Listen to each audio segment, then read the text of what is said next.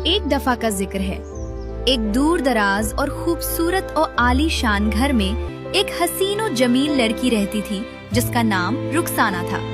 रुखसाना की वालिदा का इंतकाल उसके बचपन में ही हो गया। उसके बाद उसके बाप ने दूसरी शादी कर ली जिससे उसकी एक सौतेली बहन थी जिसका नाम जीनिया था।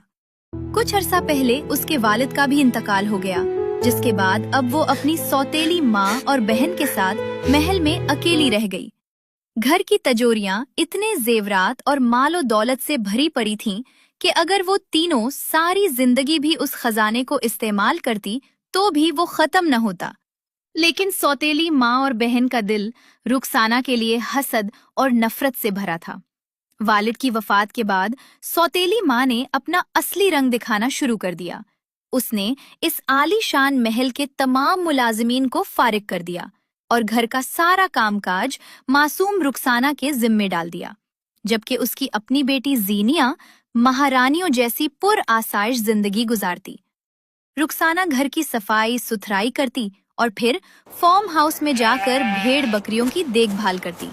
लेकिन हैरत की बात ये थी कि इतनी कड़ी धूप में मुशक्कत करने के बावजूद उसके चेहरे की खूबसूरती मान न पड़ती, बल्कि वो दिन बदन और भी ज्यादा हसीन नजर आने लगी। यही बात सौतेली माँ और सौतेली बहन के दिल में उसके लिए नफरत की आग को मजीद भड़काती थी। एक दिन सौतेली माँ ने रुखसाना और जीनिया दोनों को मछलियां पकड़ने के लिए भेजा और एक शर्त रखी।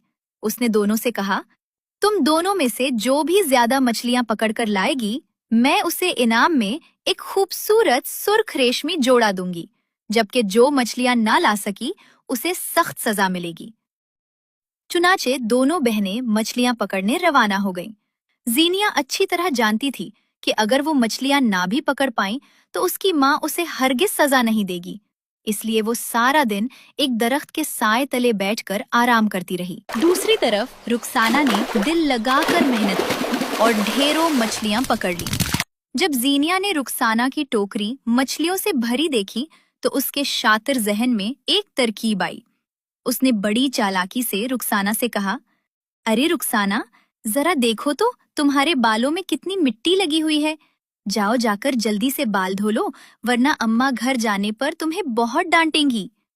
मासूम रुखसाना अपनी बहन की बातों में आ गई और बाल धोने नदी के किनारे चली गई। इतनी देर में जीनिया ने मौका पाकर रुखसाना की टोकरी की सारी मछलियां अपनी टोकरी में डाली और भागकर घर चली गई। जब रुखसाना वापस आई और उसने अपनी टोकरी खाली देखी तो उसे एहसास हुआ कि